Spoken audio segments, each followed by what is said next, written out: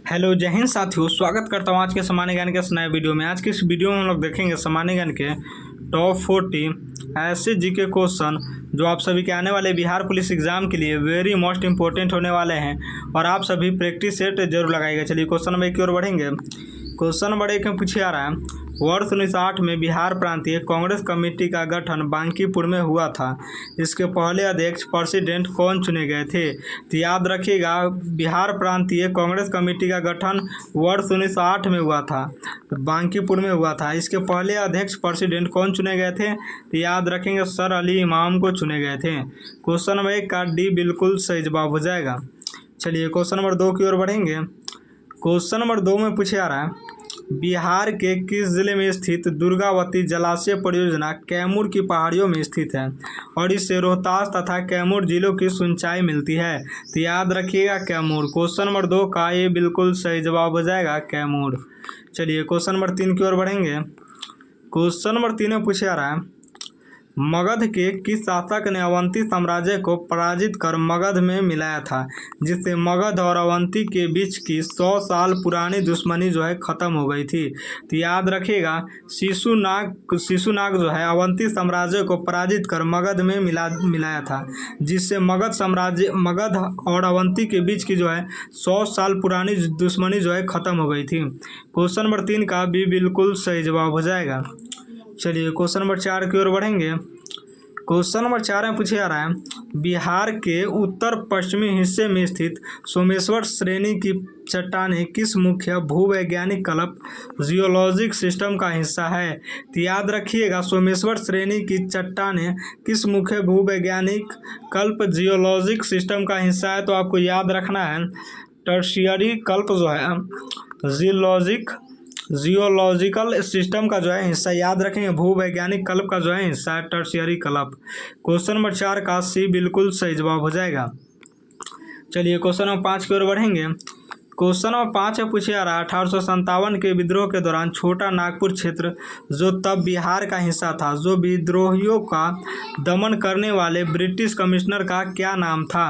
1857 के विद्रोह के दौरान छोटा नागपुर क्षेत्र जो तब बिहार का हिस्सा था में विद्रोहियों का दमन करने वाले ब्रिटिश कमिश्नर का क्या नाम था? तो याद रखेंगे, ब्रिटिश कमिश्नर का नाम कैप्टन डेल्टन था। क्वेश्चन नंबर 5 का ये बिल्कुल सही जवाब हो जाएगा कैप्टन डेल्टन। चलिए क्वेश्चन नंबर 6 की ओर बढ़ेंगे। क्वेश्चन नंबर 6 में पूछे आ रहा है, वर्ष 1940 में फॉरवर्ड ब्लॉक के अखिल भारतीय सम्मेलन रामगढ़ के मुख्य प्रबंधकर्ता और स्वागत समिति के सचिव बिहार के कौन से नेता थे? तो याद रखेंगे, स्वागत समिति के सचिव बिहार के कौन से नेता थे? तो आपको याद रखना, शिलभद्र याजी थे। क्वेश्चन नंबर 6 का भी बिल्कुल सही जवाब हो जाएगा शिलभद्र याजी। चलिए क्वेश्चन नंबर 7 की ओर बढ़ेंगे। क्वेश्चन नंबर 7 में पूछे आ रहा है, बिहार के किस जिले में pyrites phosphates and chemicals limited PPCL का कारखाना स्थित है, जो देश में एकमात्र पायराइट्स उत्पादक क्षेत्र है? बिहार के किस जिले में pyrites phosphate and chemical limited PPCL का कारखाना स्थित है, जो देश में एकमात्र पायराइट उत्पादक क्षेत्र है? तो आपको याद रखना है रोहतास आमझोड़। क्वेश्चन नंबर 7 का भी बिल्कुल सही जवाब हो जाएगा रोहतास आमझोड़, जो देश में एकमात्र पायराइट उत्पादक का हिस्सा है। तो याद रखेंगे रोहतास आमझोड़। चलिए क्वेश्चन नंबर 8 की ओर बढ़ेंगे। क्वेश्चन नंबर 8 में पूछे आ रहा है, शेर शाह सूरी के शासनकाल में दीवान ए कज़ा नामक विभाग का मुख्य प्रशासनिक उत्तरदायित्व क्या होता था? तो याद रखिएगा, दीवान ए कज़ा नामक विभाग का मुख्य प्रशासनिक उत्तरदायित्व जो होता था, याद रखेंगे न्याय प्रशासन और मुख्य काजी का कार्यभार संभालना होता था। क्वेश्चन नंबर 8 का सी बिल्कुल सही जवाब हो जाएगा। चलिए क्वेश्चन नंबर 9 की ओर बढ़ेंगे। क्वेश्चन नंबर 9 में पूछे आ रहा है, कर्नाट वंश के किस राजा ने दिल्ली के सल्तनत कुतुबुद्दीन ऐबक के आक्रमणों का डटकर सम्मान किया और अपनी स्वतंत्रता बनाए रखी थी?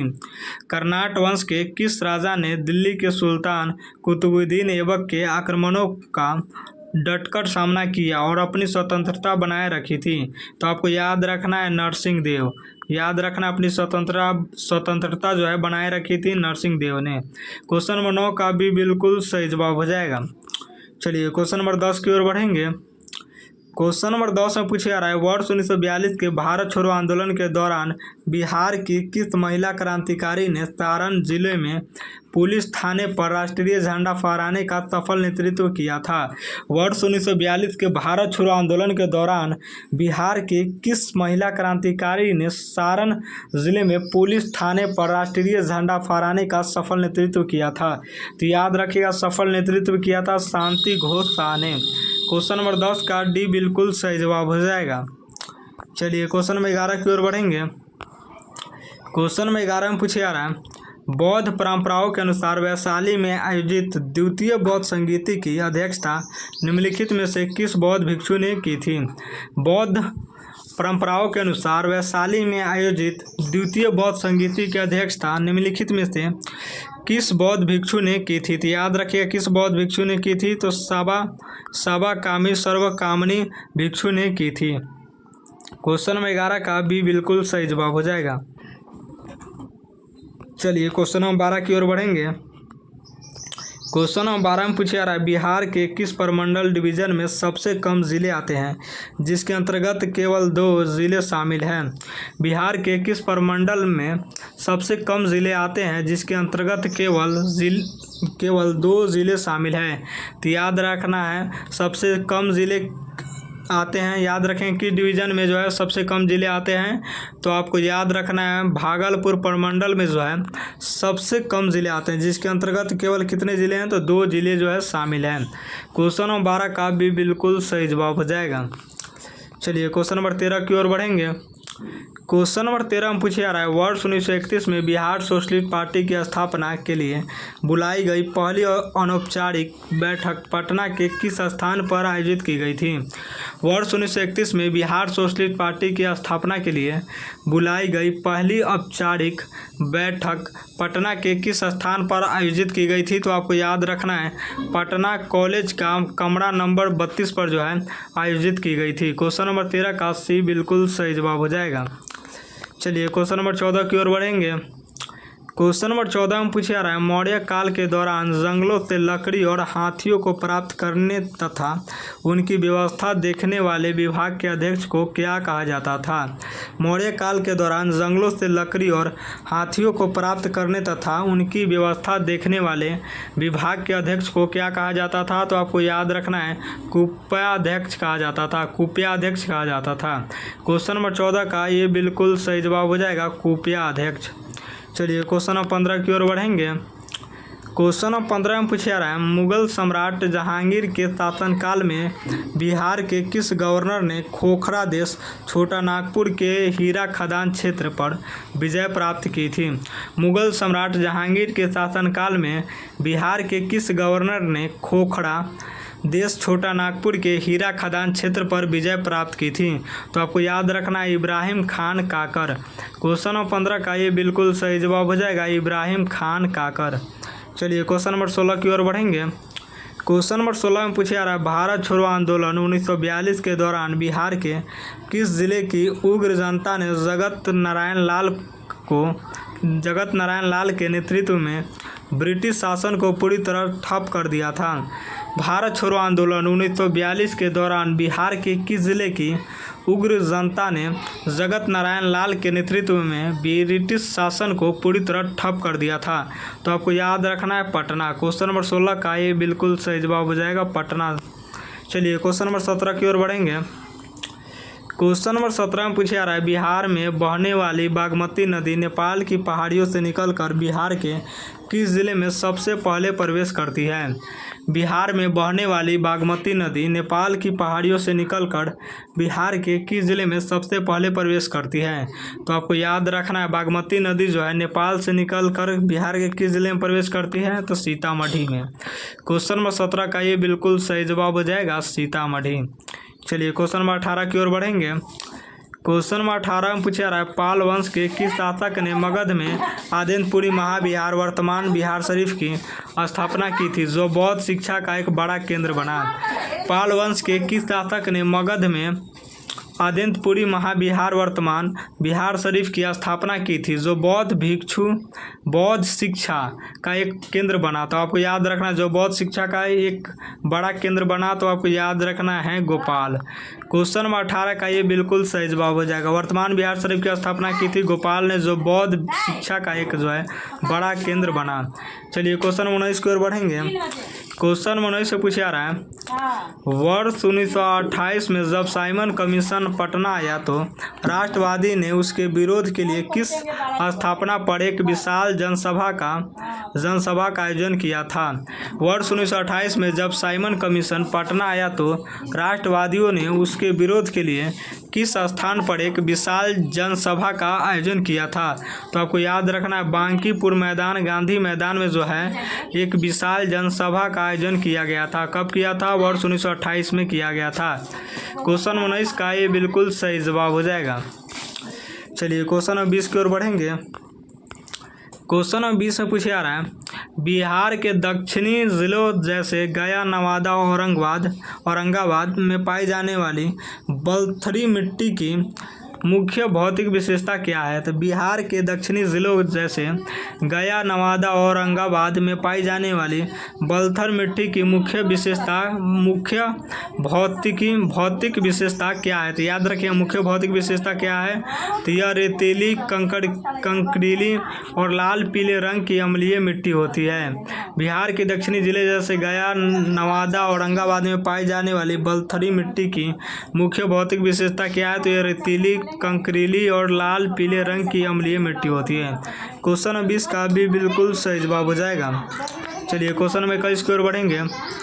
क्वेश्चन नंबर 21 से पूछा जा रहा है, प्राचीन मगध के किस सम्राट को जैन ग्रंथों में कुर्निक और बौद्ध ग्रंथों में पितृहंता, पिता की हत्या करने वाला कहा गया है।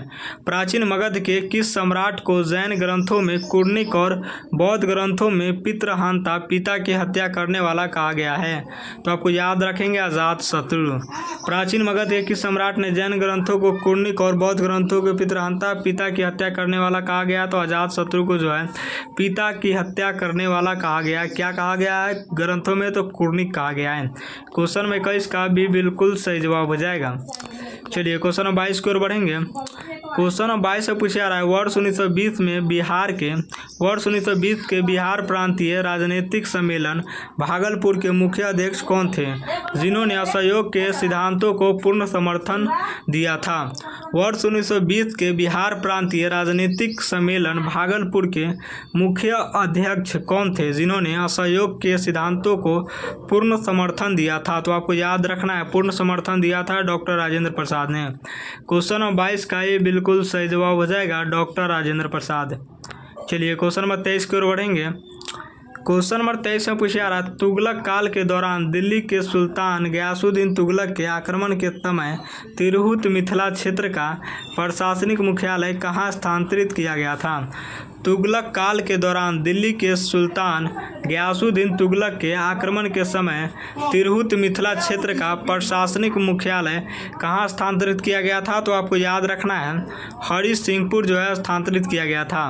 क्वेश्चन नंबर 23 का भी बिल्कुल सही जवाब हो जाएगा, हरि सिंहपुर। चलिए क्वेश्चन नंबर 24 की ओर बढ़ेंगे।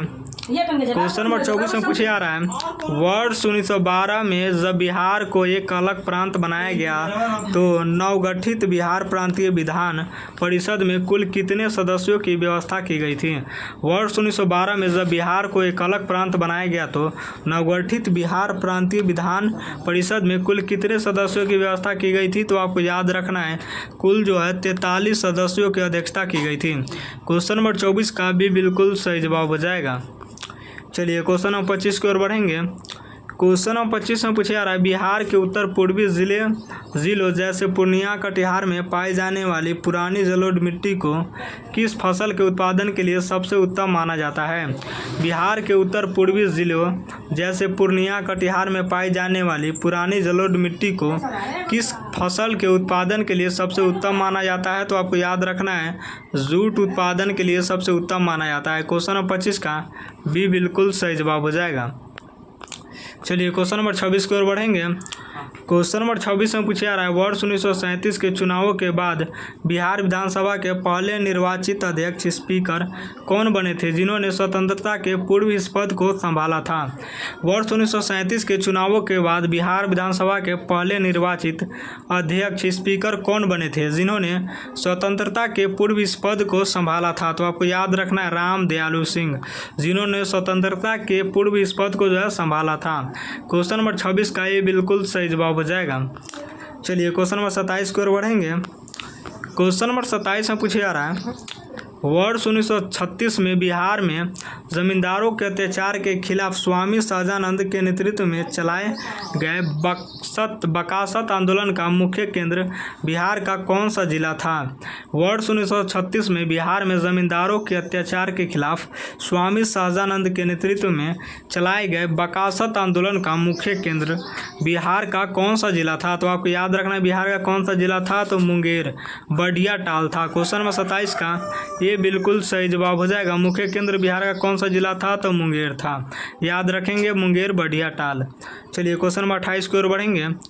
क्वेश्चन नंबर 28 से पूछा जा रहा है, मौर्य काल के दौरान राजकीय टकसाल मिंट के सर्वोच्च अधिकारी को जो सिक्कों की ढलाई का काम देखता था क्या कहा जाता था। तो याद रखेंगे मौर्य काल के दौरान राजकीय टकसाल मिंट के सर्वोच्च अधिकारी को जो सिक्कों की ढलाई का काम देखता था क्या कहा जाता था, तो लक्षणाध्यक्ष कहा जाता था। क्वेश्चन नंबर 28 का ये बिल्कुल सही जवाब हो जाएगा। चलिए क्वेश्चन 29 की ओर बढ़ेंगे। क्वेश्चन 29 से पूछा जा रहा है, पटना उच्च न्यायालय के इतिहास में सबसे लंबे समय तक मुख्य न्यायाधीश चीफ जस्टिस के पद पर रहने का रिकॉर्ड किसके नाम है। तो याद रखिएगा सबसे लंबे समय तक मुख्य न्यायाधीश के पद पर रहने का रिकॉर्ड किसके नाम है। तो आपको याद रखना है न्यायमूर्ति सर थॉमस फ्रेडरिक डॉनसन मिलर के नाम है। क्वेश्चन 29 का भी बिल्कुल सही जवाब हो जाएगा। चलिए क्वेश्चन नंबर 30 की ओर बढ़ेंगे। क्वेश्चन नंबर 30 में पूछा जा रहा है, बिहार के मुंगेर और जमुई जिले में पाया जाने वाला चाइना क्ले कोलिन चीनी मिट्टी मुख्य रूप से किस उद्योग के लिए आवश्यक कच्चा माल है। तो याद रखेंगे सिरेमिक और चीनी मिट्टी के बर्तन उद्योग के लिए जो है ये आवश्यक कच्चा माल है। क्वेश्चन नंबर 30 का भी बिल्कुल सही जवाब हो जाएगा। चलिए क्वेश्चन नंबर 31 की ओर बढ़ेंगे। क्वेश्चन नंबर 31 में पूछा जा रहा है, शेर शाह सूरी ने हुमायूं को पराजित करने के बाद आधुनिक पटना शहर का पुनर्निर्माण किस वर्ष कराया था जिसका वर्णन तारीख़-ए-दाऊदी में मिलता है। शेर शाह सूरी ने हुमायूं को पराजित करने के बाद आधुनिक पटना शहर का पुनर्निर्माण किस वर्ष करवाया था जिसका वर्णन तारीख़-ए-दाऊदी में मिलता है। तो आपको याद रखना है 1541 में कराया था। क्वेश्चन नंबर 41 का भी बिल्कुल सही जवाब हो जाएगा। चलिए क्वेश्चन नंबर 32 की ओर बढ़ेंगे। क्वेश्चन नंबर 32 में पूछा जा रहा है, वर्ष 1916 में बिहार में होम रूल लीग की स्थापना किस तिथि को बांकीपुर में आयोजित एक विशेष बैठक में की गई थी। तो आपको याद रखना 16 दिसंबर 1916 में जो है बांकीपुर में आयोजित एक विशेष बैठक में जो है की गई थी। क्वेश्चन नंबर 32 का ये बिल्कुल सही जवाब हो जाएगा। याद रखेंगे होम रूल लीग की स्थापना जो है 16 दिसंबर 1916 को की गई थी। कहाँ की गई थी, तो बांकीपुर में आयोजित किया गया था। चलिए क्वेश्चन नंबर 33 की ओर बढ़ेंगे। क्वेश्चन नंबर 33 में पूछा जा रहा है, जैन धर्म के 20वें तीर्थंकर मुनि सूर्यनाथ का जन्म बिहार के किस प्राचीन नगर में हुआ था जो 5 पहाड़ियों से घिरा हुआ था। जैन धर्म के 20वें तीर्थंकर मुनि सूर्यनाथ का जन्म बिहार के किस प्राचीन नगर में हुआ था जो 5 पहाड़ियों से घिरा हुआ था। तो आपको याद रखना है राजगिरी। याद रखेंगे राजगीर जो है 5 पहाड़ियों से घिरा हुआ था, जिसे 20वें तीर्थंकर मुनि सूर्यनाथ का जन्म बिहार के किस प्राचीन नगर में हुआ था, तो राजगीर में हुआ था जो 5 पहाड़ियों से घिरा हुआ था। क्वेश्चन नंबर 33 का भी बिल्कुल सही जवाब हो जाएगा। चलिए क्वेश्चन नंबर 34 की ओर बढ़ेंगे। क्वेश्चन नंबर 34 से पूछा जा रहा है, 19वीं सदी के बहावी आंदोलन के दौरान पटना के किस प्रमुख नेता ने सिताना उत्तर पश्चिमी सीमा प्रांत में ब्रिटिश सेना के खिलाफ प्रत्यक्ष युद्ध का नेतृत्व किया था। तो याद रखिएगा उत्तर पश्चिमी सीमा प्रांत में ब्रिटिश सेना के खिलाफ प्रत्यक्ष युद्ध का नेतृत्व किसने किया था। तो आपको याद रखना है प्रत्यक्ष युद्ध का नेतृत्व जो है इनायत अली ने किया था। क्वेश्चन नंबर 34 का ये बिल्कुल सही जवाब हो जाएगा। चलिए क्वेश्चन नंबर 35 की ओर बढ़ेंगे। क्वेश्चन नंबर 35 से पूछा जा रहा है बिहार के मैदानी भागों में नदियों के तल में जमा होने वाले बालू के ऊंचे टीलों को स्थानीय रूप से किस नाम से पुकारा जाता था। तो बालू के ऊंचे टीलों को जो है स्थानीय रूप से किस नाम से पुकारा जाता था। तो दियारा ए ढांच के नाम से पुकारा जाता था, दियारा ए ढांध। क्वेश्चन नंबर 35 का सी बिल्कुल सही जवाब हो जाएगा, दियारा ए ढांध के नाम से पुकारा जाता था। चलिए क्वेश्चन नंबर 36 की ओर बढ़ेंगे। क्वेश्चन नंबर 36 से पूछा जा रहा है सविनय अवज्ञा आंदोलन 1930 के दौरान बिहार के किस स्थान पर स्वदेशी लीग की स्थापना सर अली इमाम की अध्यक्षता में की गई थी। तो आपको याद रखना है पटना में की गई थी। क्वेश्चन नंबर 36 का ये बिल्कुल सही जवाब हो जाएगा। चलिए क्वेश्चन नंबर 37 की ओर बढ़ेंगे।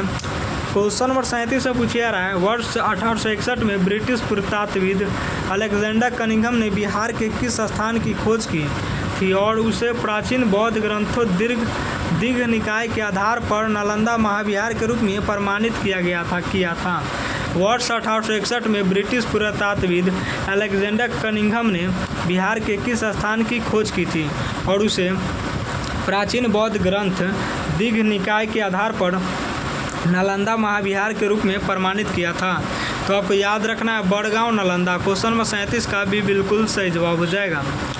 चलिए क्वेश्चन नंबर 38 की ओर बढ़ेंगे। क्वेश्चन नंबर 38 से पूछा जा रहा है भारत छोड़ो आंदोलन के दौरान आज़ाद रास्ता के क्रांतिकारी गुप्त रूप से संदेशों को एक स्थान से दूसरे स्थान भेजने के लिए किस कूट भाषा कोड लैंग्वेज का उपयोग करते थे, कोड लैंग्वेज का प्रयोग करते थे। तो आप याद रखेंगे एक स्थान से दूसरे स्थान भेजने के लिए जो है संख्यिकी कोड का जो है नंबरिकल कोड का जो है उपयोग करते थे। क्वेश्चन नंबर 38 का ये बिल्कुल सही जवाब हो जाएगा। आज़ाद रास्ता क्रांतिकारी के समय जो है संख्यिकी कोड का जो है इस्तेमाल जो है एक स्थान से दूसरे स्थान भेजने के लिए जो है कूट भाषा कोड लैंग्वेज का उपयोग किया जाता था। चलिए क्वेश्चन नंबर 39 की ओर बढ़ेंगे। क्वेश्चन नंबर 39 से पूछा जा रहा है वर्ष 1937 में प्रांतीय स्वायत्तता के तहत बिहार के पहले प्रधानमंत्री, उस समय मुख्यमंत्री को प्रधानमंत्री कहा जाता था, कौन बने थे जिन्होंने अल्पमत सरकार बनाई थी। तो याद रखेंगे उस समय कौन बने थे। तो याद रखना है मोहम्मद यूनुस को बनाया गया था 1937 में। जो है उस समय मुख्यमंत्री को जो है प्रधानमंत्री कहा जाता था। याद रखेंगे बिहार के पहले मुख्यमंत्री को क्या कहा जाता था, प्रधानमंत्री को जो है मुख्यमंत्री कहा जाता था। और कौन बने थे तो याद रखेंगे मोहम्मद यूनुस को बनाया गया था जिन्होंने अल्पमत सरकार बनाई थी। क्वेश्चन नंबर 39 का भी बिल्कुल सही जवाब हो जाएगा। चलिए क्वेश्चन नंबर 40 की ओर बढ़ेंगे। क्वेश्चन नंबर 40 से पूछा जा रहा है बिहार के उत्तर मध्य भाग में स्थित दरभंगा प्रमंडल के अंतर्गत आने वाले 3 जिले निम्नलिखित में से कौन कौन से हैं। याद रखेंगे आने वाले 3 जिले कौन कौन से हैं। तो दरभंगा, मधुबनी और समस्तीपुर। क्वेश्चन नंबर 40 का ये बिल्कुल सही जवाब हो जाएगा।